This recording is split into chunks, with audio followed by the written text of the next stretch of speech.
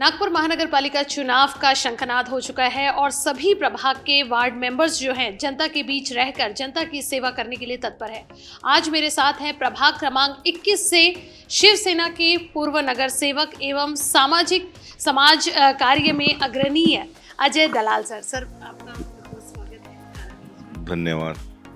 Ajay sir, वैसे तो social work का जो कार्य है आपका कई वर्षों से चल रहा है, जब आप पार्टी में नहीं भी थे, लेकिन आज इस पार्टी के साथ रहकर आपने बहुत सारे सामाजिक, धार्मिक और बहुत सारे राजनीतिक पहलुओं पर चर्चा की है।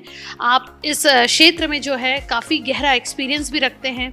तो क्या चीज़ें हैं इस बार वार्ड 21 के नागरिकों के लिए जो यहाँ की बहुत सारी प्रॉब्लम्स हैं जो अब तक सॉल्व नहीं हुई हैं और आप फर्स्ट प्रायोरिटी पे यहाँ पर काम करेंगे?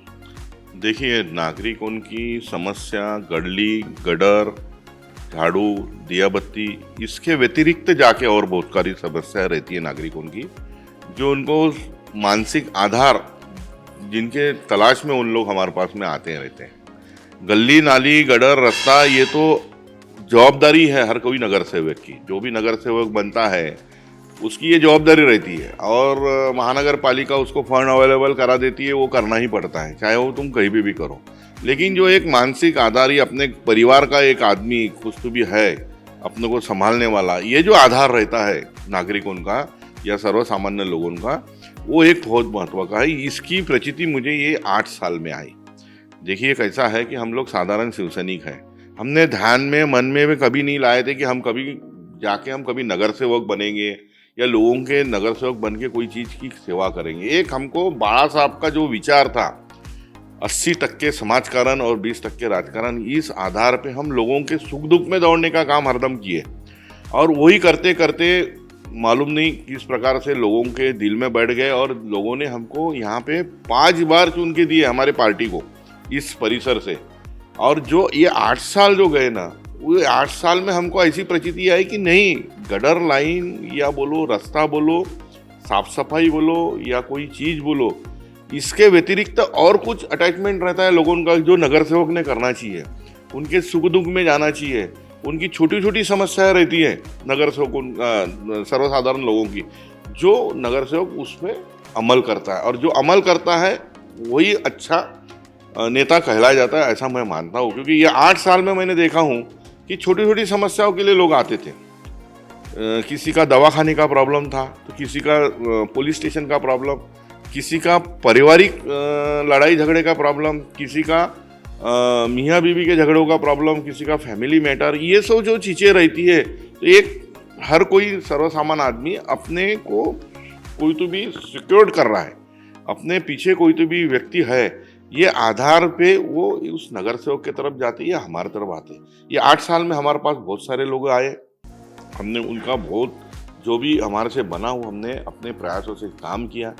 और इसके पहले भी हम करते आ रहे हैं, एक समाज सेवा के माध्यम से हम लोग इस पक्ष से जुड़े थे। वो तो भगवान की या लोगों की माया समझो कि हमको उन्होंने नगर सेवक बनाए, मेरे पत्नी को नगर सेवक बनाए, मेरे पार्टी के जो लोग नेता लोग थे उनको भी नगर सेवक बनाया, हमारे रमेश भाऊ थे, उनकी मिसेस हमारी अलका भाभी, उनको भी नगर सेवक बना। ये लोगों का प्यार था जो जिन्होंने हमारे काम की वजह से हमको नगर सेवक बनाया। जैसे कि आपने कहा कि बाड़ा साहब का ये धैर्य था कि चीज़ें थी उनका कि 80% जो है समाज सेवा और 20% जो है राजनीति, क्योंकि जब हमारे पास पावर होता है तो अब हम और खुल के काम कर सकते हैं।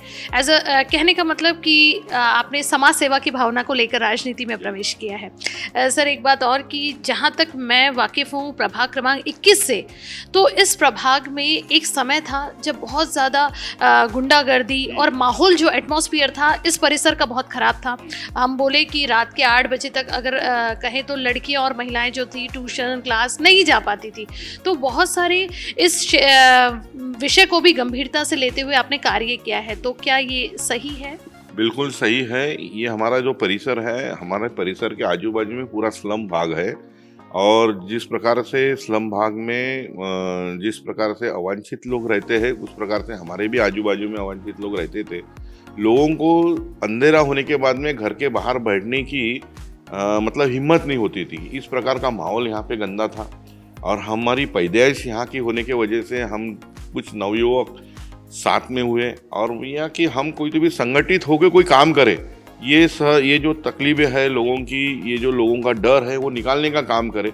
इसलिए हमने संगठित होके शिवसेना उस पीरियड में 1987 में हमने इस प्रेम नगर में शिवसेना जो संगठन था बाड़ा साहब का, तब वो राजनीति में नहीं था। बाड़ा साहब के तब ना टीवी का प्रसार था ना पेपर का ये था। पेपर भी खाली एक सामना आता था, वो हफ्ते में एक बार आता था। सामना भी नहीं आता था, मार्मिक करके एक किताब आती थी बाड़ा साहब की, उसमें उनके विचार आते थे। तो वो विचारों से प्रेरित होके हम सब नवयुवकों ने शिवसेना की यहाँ पे शाखा उद्घाटन किए, शाखा खोले और वो शाखा के माध्यम से ये लोगों का डर निकालने का काम किए। यहाँ पे बहुत सारी तकलीफें थी, रास्ते नहीं थे, पीने का पानी नहीं था। यहाँ से 2-2, 3-3 किलोमीटर रेलवे स्टेशन यहाँ से इतवारी जो है वहाँ पे एक नल था। तो यहाँ के लोग रात को काम से आने के बाद में गुंडी अपने साइकिल पे, कोई सर पे हमारी माता बहनें लेके वहाँ जाती थी, वहाँ से पीने का पानी लाती थी। और एकमात्र कुआं हमारे प्रेमनगर में था, आजू बाजू में भी कुएं बने हुए हैं, तो वो कुएं में से रोज के वापरने का पानी यूज करते थे और पीने के लिए वहाँ से नल से गुंडी 2 गुंडी पानी लाते थे। ये सब दुर्दशा हमारे परिसर की थी और इसके लिए इसमें अच्छी सुविधाएं मिलना चाहिए करके हमने संगठन के माध्यम से, हमारे पक्ष के माध्यम से संबंधित विभागों से पत्र व्यवहार करके, वहाँ आंदोलन करके, तोड़फोड़ करके हमने अपने परिसर में ये सब सुविधा मिला है। आज हमारे यहाँ अच्छा पानी, रास्ते, आज रास्ते की भी मैं बात बताना चाहता हूँ कि 5 देवल से लेके तो नयापुरा होते हुए, प्रेमनगर चौक होते हुए, खैरीपुरा होते हुए एक छोटी सी संकरी गली थी जहाँ एक ट्रक भी नहीं आता था, एक ऑटो बड़ी मुश्किल से निकल जाता था। लोगों के डेवलपमेंट सब रुके थे, घरदारों के डेवलपमेंट ने, घर किसी को बनाना था तो सादा एक रेती ईटा का ट्रक भी नहीं आता था। तो ऐसे वक्त जब अलका दलाल जो मेरी मिसेस है वो जब नगर सेविका चुन के आई, तो हमने सबसे पहले यहाँ का जो आवाजावा है, जहाँ से जो मुख्य रास्ता है उसको बड़ा करने का काम किए, उसको बड़ा किए। आज आप देखोगे वो रोड पे जाके तो अच्छे अच्छे लोगों के जो छोटे छोटे झोपड़े थे तो बड़े बड़े अच्छी बिल्डिंगां बनी हैं, लोगों का आना जाना हो गया, रहदारी हो गई, व्यापार बढ़ गया। हमारे परिसर का जो चेहरा था वो पूरा बदल चुका है। हमने इस परिसर में यहाँ के माननीय आमदार साहब है, उनके भी माध्यम से, उनके भी मदद से यहाँ पे रस्तों का सीमेंट रस्तों का अच्छा जाल बिछाया है, गटर लाइन का अच्छी सोई किया है और बहुत सारी चीज़ें अभी करने की बाकी है जो आने वाले इलेक्शन में हम लोग चाहते हैं कि इलेक्शन में अभी नगर सेवक सही रूप से कोई आ जाए इस परिसर का और उनके माध्यम से वो सब हम करेंगे।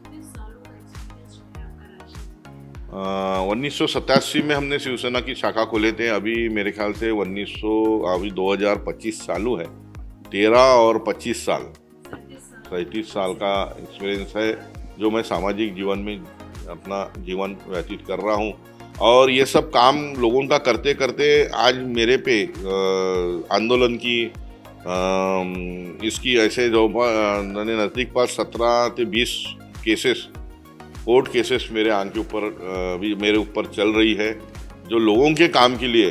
किसी का राशन नहीं मिलता है तो मैं राशन विभाग में आंदोलन किया हूँ, पानी नहीं मिलता तो पानी के जो ऑफिसेस है वो तोड़फोड़ किए हमने, वहाँ से उनको प्रेशर बना के वहाँ यहाँ के एरिया के लिए पानी का एक अलग व्यवस्था, एक वितरण व्यवस्था अलग बनाया है, ने एक्स्ट्रा वितरण व्यवस्था करवाए।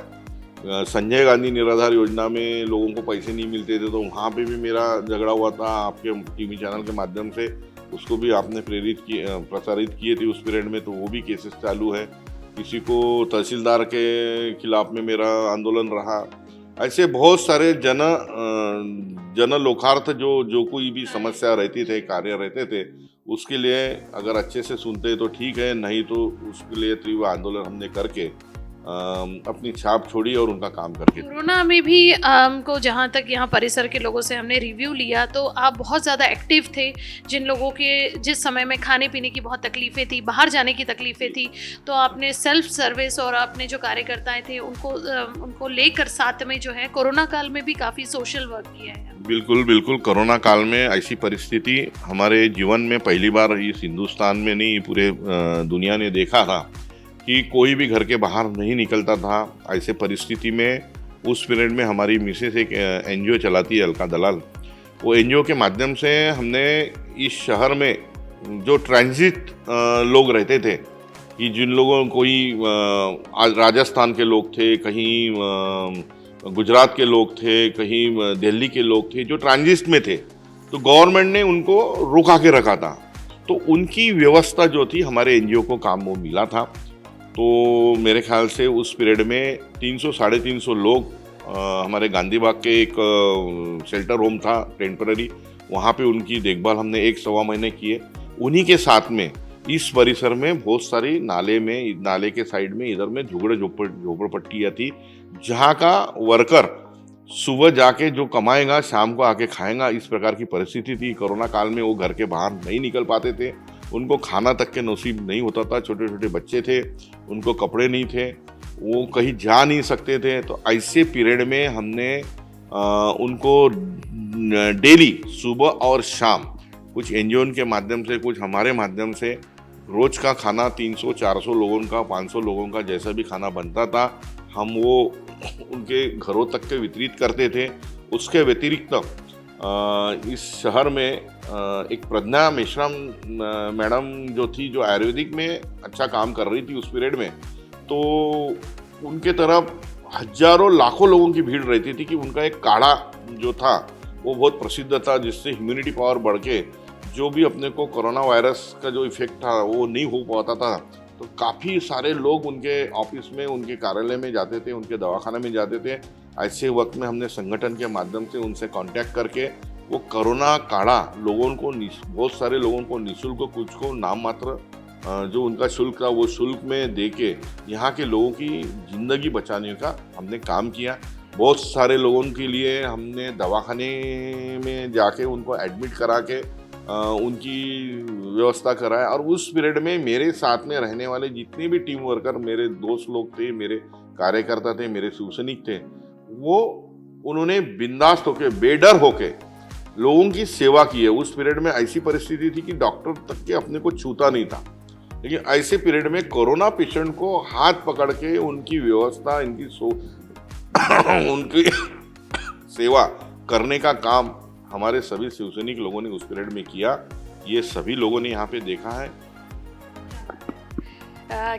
इसीलिए शायद आप जैसे लोगों के लिए ये शायरी बनी है कि मैं चला था अकेले ही जानिबे मंजिल मगर, मैं चला था अकेले जानिबे मंजिल मगर, लोग जुड़ते गए और कारवा बनता गया।